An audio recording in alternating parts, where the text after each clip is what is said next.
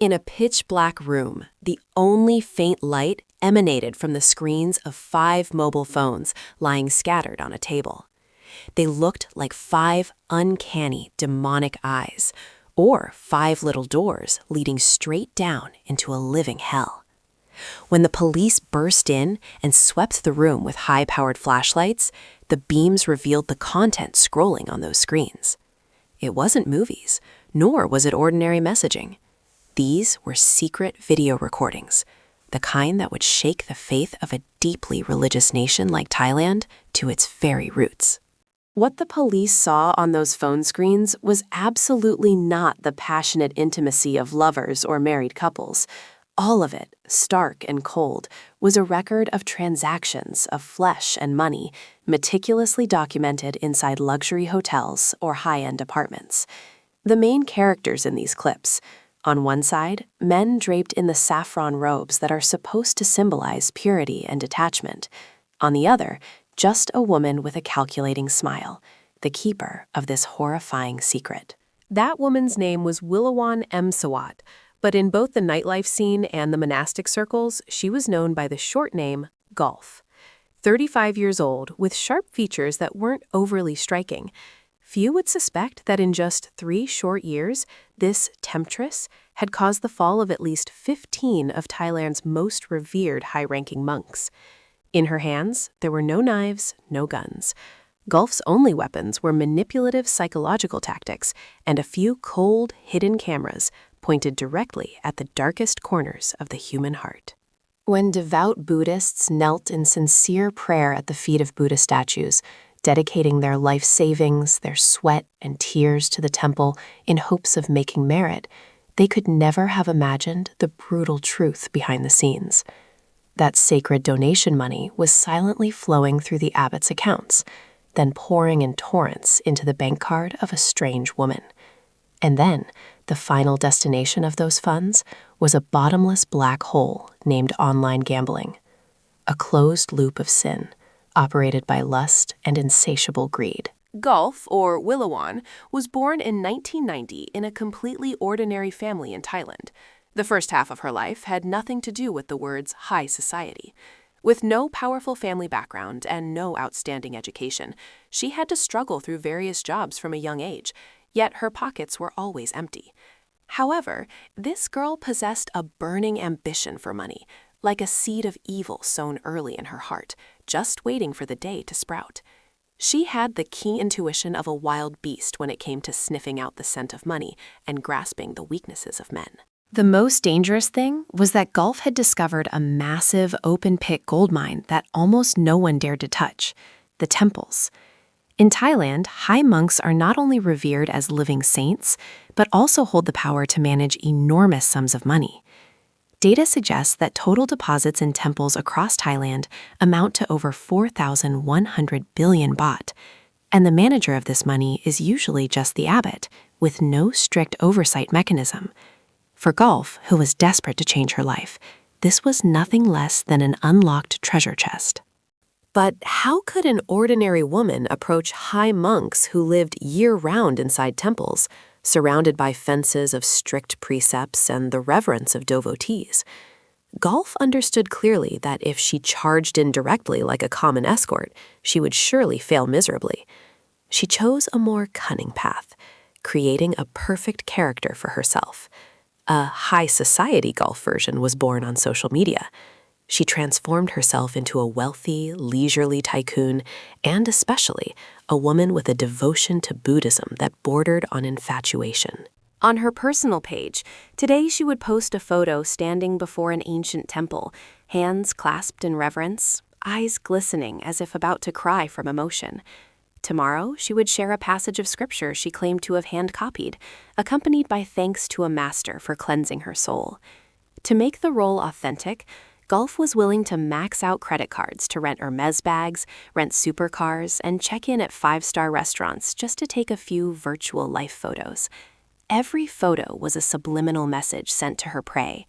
I am wealthy, I am lonely, and I worship you.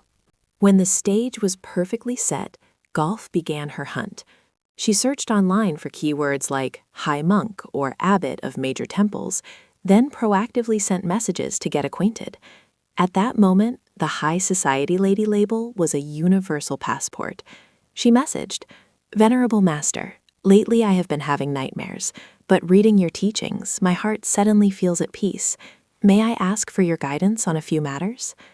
With an opening that was both humble and full of adoration, what monk could have the heart to refuse a female devotee who was lost? Golf was in no hurry. A master hunter always knows how to wait. She patiently messaged every day, sending greetings on time, sharing fake realizations about her spiritual practice. Every sentence was filled with admiration. "Master is so wise. I wish I could understand even a fraction of your mind." She silently lured the prey, making them lower their guard. Occasionally, she sent homemade sweets to the temple or transferred a moderate amount of donation money. The meticulous and persistent attention from a beautiful, wealthy woman gradually seeped into the monotonous life of the monastic seclusion.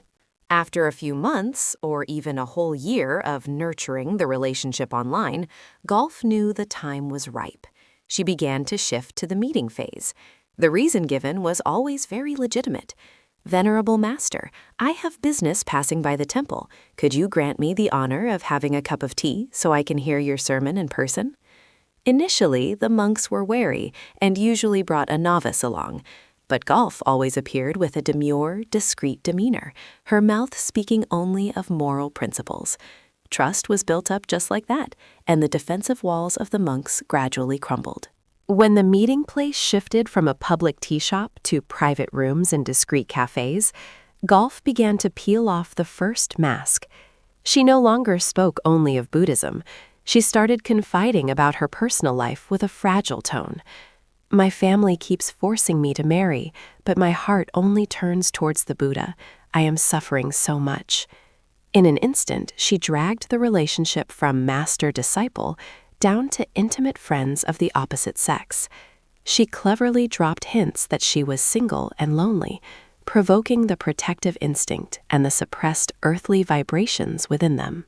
In those private conversations, Golf utilized sophisticated seduction techniques. She pretended to accidentally let her fingers graze the monk's hand when offering water, then recoiled, shyly apologizing. Those tiny physical contacts were like electric sparks, striking the minds of men who had abstained for too long. One abbot later confessed, "I knew it was wrong, but the way she looked at me was so adoring, so dependent, it made me feel like a great man, an irreplaceable pillar."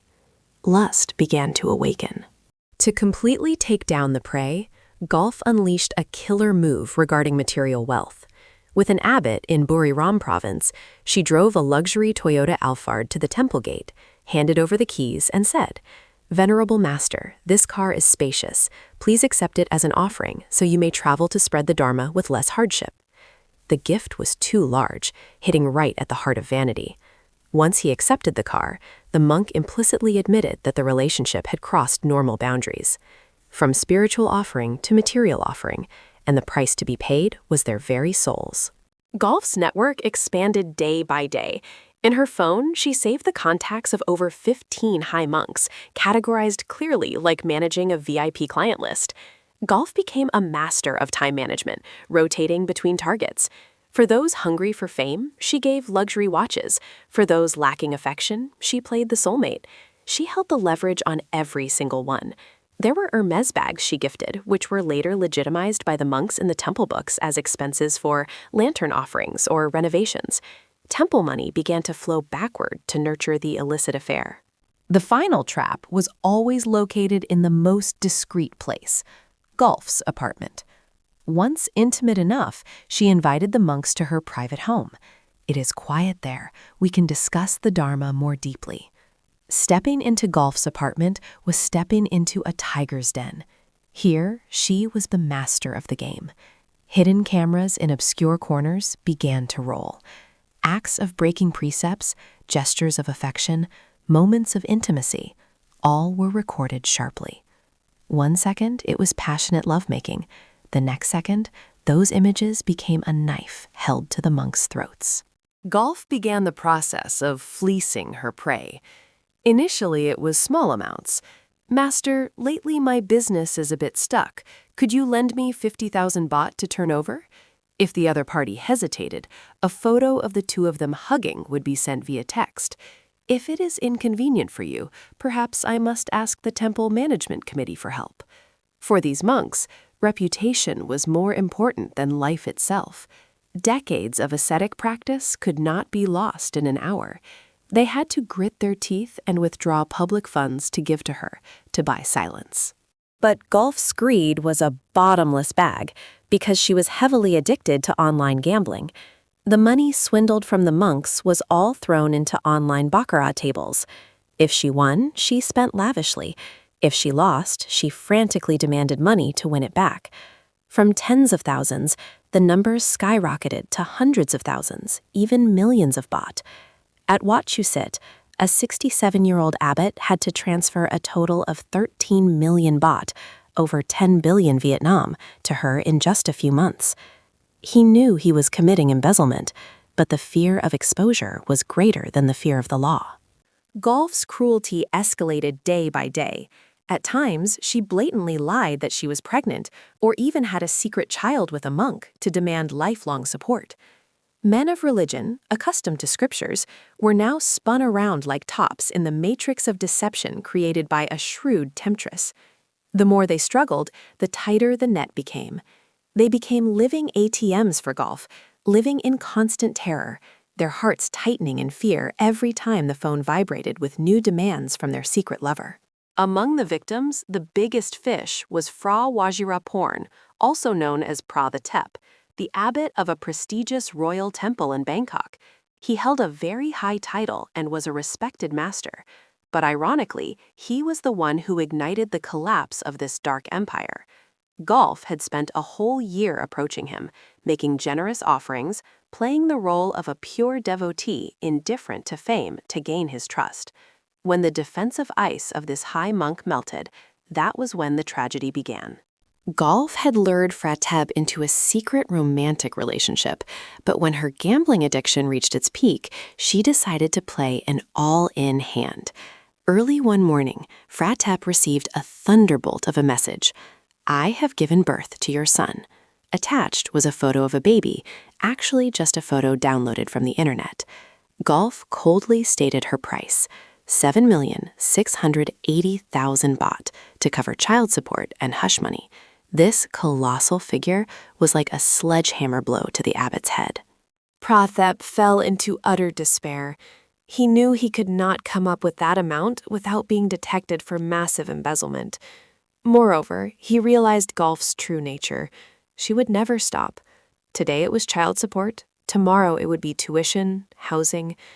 He looked in the mirror and felt the saffron robe on his body suddenly weigh 1,000 pounds, as if it were burning his flesh. Between the prison of blackmail and the punishment of the law, he made a shocking decision. Late at night in May 2024, Phra Tep took off the golden saffron robe, the symbol of the glory of his lifelong practice. He put on civilian clothes and quietly fled the temple he had been attached to for decades. He ran like a criminal, crossing the border into Laos in the dark of night. He naively thought that his disappearance would end all the trouble, but he was wrong. The sudden disappearance of a famous high monk was the spark that burned down the entire forest. When the monks in the temple discovered the abbot was missing, they notified the police. The Thai police immediately stepped in, checking Phra Tep's phone logs and bank statements. All traces led to one name, Willawan Emsawat. Abnormal money transfers, threatening messages. Following this lead, the police raided Gulf's luxury apartment. When arrested, Gulf was still bewildered, thinking this was just a scare tactic. She didn't know that the first domino tile had already fallen. At the scene, police seized 5 mobile phones, and when they unlocked these devices, they found the devil's treasure trove. Thousands of photos and 5,600 videos recording Gulf's depravity with a series of different monks. All were carefully organized by her into folders named after each monk, accompanied by detailed notes on their personalities, weaknesses, and assets. This was not love. This was the dossier of a professional predator. The financial investigation results were even more shocking. In just 3 years, Gulf's account had a cash flow of up to 385 million baht, an unimaginable figure. But ironically, when arrested, she had only a meager 8,000 baht left in her pocket. All that massive amount of money had been burned clean in online casinos. Besides the phones, police also found a collection of saffron robes belonging to the victims that Gulf kept as trophies, a testament to the sickness and arrogance of this temptress. The case broke, and all of Thailand was stunned. May 9, 2024 was called the Day of Shame for Buddhism. Under public pressure, 6 involved high monks immediately announced they would disrobe on the same day. Others were dragged into the light one by one, stripped of their titles, and faced prison sentences for embezzlement. There was a 62-year-old senior monk, about to be promoted to a high rank, who sat crying like a child. "My whole life is ruined just because of one wrong step." Thai society was deeply divided. Devout believers were furious, calling Gulf a demon, profaning Buddhism. They took to the streets, burned effigies, and demanded she be punished severely. Temples became deserted, and donation money dropped seriously because people lost faith. But on social media, the younger generation had a colder perspective. If it weren't for Gulf, who would have known that our donation money was going to feed mistresses and buy supercars for monks? Gulf is a criminal, but she was also unintentionally the one who exposed the rot. The Thai government was forced to act swiftly to salvage the situation. A major religious surgery took place. New regulations on temple financial management were issued, and an AI system for monitoring cash flow was applied. Things that should have been done decades ago were now being implemented after too high a price. Gulf and the fallen monks will surely pay the price behind bars, but the scar they left on religious faith will be hard to heal overnight. Somewhere across the border, the former abbot Pra Thep is perhaps looking back at his homeland with belated remorse. The fire of lust and greed did not just burn a few saffron robes, but it incinerated the dignity of an entire system. The story of Gulf the Temptress closes as a stern warning to the world. Where the light is brightest, the shadows are darkest. And when humans cannot conquer the demon within their own hearts, then even if they drape themselves in holy robes, the ending remains nothing but an abyss.